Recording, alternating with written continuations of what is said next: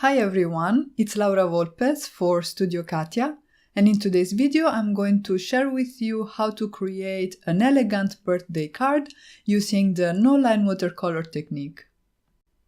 To paint in my images today, I will be using my Tambi watercolors, and I started by activating the paints with some water, so I spritzed some water in the pans that I picked. And then I'm going to pick up the color and put it down on my plastic palette, because there I can either mix the colors or dilute them as much as I need. And then I could start stamping my image. This here is from the Kind Bouquet stamp set by Studio Katia, and I am stamping it on some watercolor cardstock using a no-line ink. So this ink is very light and I think you can barely see the images right now, but that's kind of the point, because by the end of the painting we don't want to have any sharp edges, but we want to create our lines basically by means of shading the images. The technique I'm going to use to paint in the flowers is the wet on dry technique. This means that I'm not going to wet the paper prior to adding the pigments, but I'm going to come in with the pigments. I'm going to lay them down where I think the shadows will be, in this case at the base and at the tip of the petals. And then I'm going to come with a paintbrush loaded with clean clear water, and I'm going to blend out my watercolor to create a nice gradient. I started by adding my pink color, and then I also dropped in one of the two yellows that I have on my palette to create a little bit of color variation and interest on my petals. And then I moved on and started painting another area on my image while that first one was drying. And I'm paying attention not to paint two adjacent areas right after each other, because that will cause some bleeding and migration of the pigments between the two areas and will ruin my shading. I kept painting the flower, and I'm using a larger or a smaller brush to put down my pigments depending on how large an area I'm painting, because I want to have enough control over the watercolor. And this is also why I chose the dry on wet technique over the wet on wet technique. In case you're not familiar with it, when you use the wet on wet technique, you start by wetting the area that you want to paint with clean clear water, and then you drop in your pigments and let the water move them. And this creates some very nice and organic looks, but for this painting here I wanted to have some more control. So I started by adding my paints to the dry paper, and then I just blended them out myself with a wet paintbrush. And this way again I felt I had a little bit more control over how the shading was going to look in the end. To make sure that you have enough variation in your shading, you need to make sure that there is no paint left in your paintbrush once you go ahead and blend out your pigments. So what I do is I lay down my watercolor, then I rinse off my brush in one of the jars that I have on my desk. I dry the brush, and then I pick up the clean clear water from the second jar, and with that I blend out the pigments.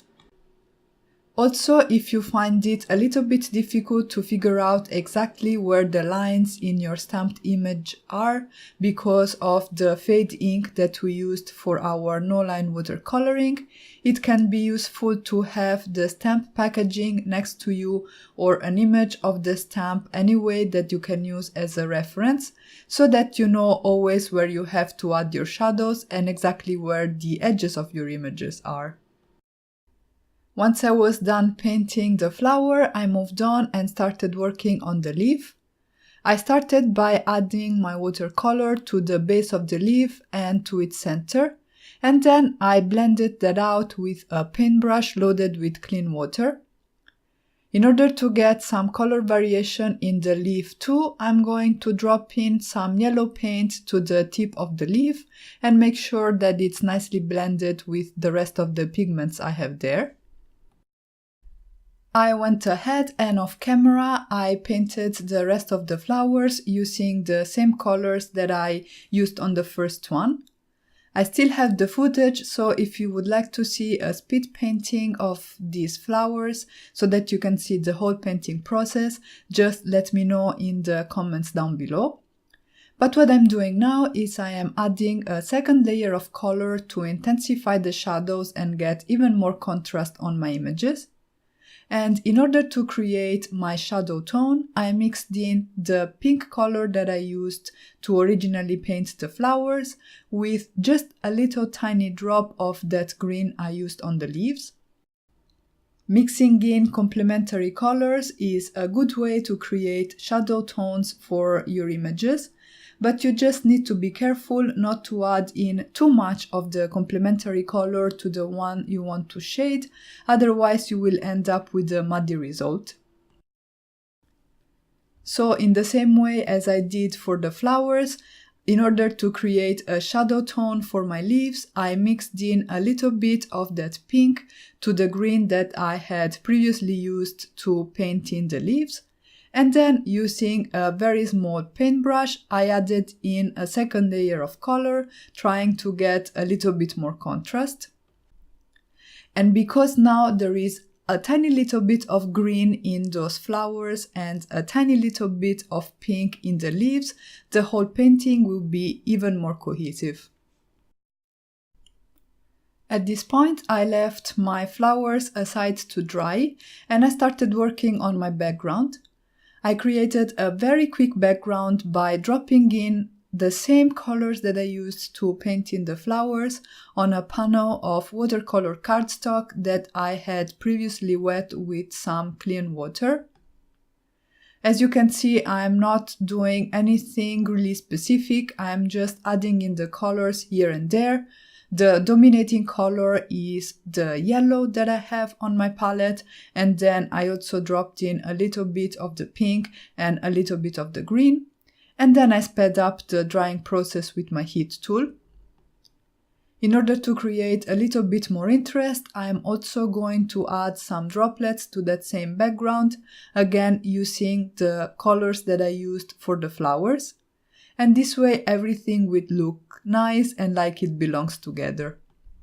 The cardstock is pretty warped at the moment, but I fixed it by running it through my die cutting machine, sandwiching it between some copy paper in order to protect the panel. And then I decided to add a little bit more detail using a stencil and my distress oxides. The stencil that I used is called Brushstroke Waves Stencil, and it's also by Studio Katia. And I'm blending some distress oxide in antique linen over the stencil, but I'm not covering the entire surface because I want to add just a bit of detail here and there on my panel. I then decided that I wanted to have a couple of layers of cardstock on my background. So I took some more watercolor cardstock that I had previously used to try and create the background for my card, but that I ruined because I added too much water. And I blended some distress oxide in aged mahogany and in tattered rose only on the edges, because those are the only ones which will show through. This panel here was die cut with the Studio Katia Darling Ribbon and Dotted Frames dies. And then I used the scalloped rectangle in the Scallop Hearts cover die, also by Studio Katia, to die cut my other watercolor panel. And then I could go ahead and start assembling my card. I'm using double-sided adhesive to adhere these two layers to each other because this will help me flatten them out. I did run this panel here through my die cutting machine in order to reduce warping, but because it wasn't removed 100%, I decided to use some strong adhesive so that I'm sure that my card in the end is nice and flat. I'm also going to use the same double-sided tape to adhere my flowers to the front of my card, and off camera I also die cut them with the coordinating dies to the Studio Katia Kind Bouquet stamp set. I glued the flowers to the bottom left portion of my card because I want to be stamping my sentiment on the top right of the card. I'm using these birthday wishes from the Studio Katia Blooming Bunch stamp set, and I'm stamping it with Distress Oxide in Vintage Photo because I felt that a brown ink would match the feel of the card better than a black one. And then at this point, all that was left to do was to mount my card front onto my card base. This is some white heavyweight cardstock cut at 4 1/4 by 11 inches and scored at 5 1/2 inches. And this is the finished result. And that's it for today. I really hope you enjoyed this video and I hope I inspired you to create with the Studio Katia Kind Bouquet stamp set. Don't forget to subscribe for more inspiration. Thank you all so much for stopping by and have a great day.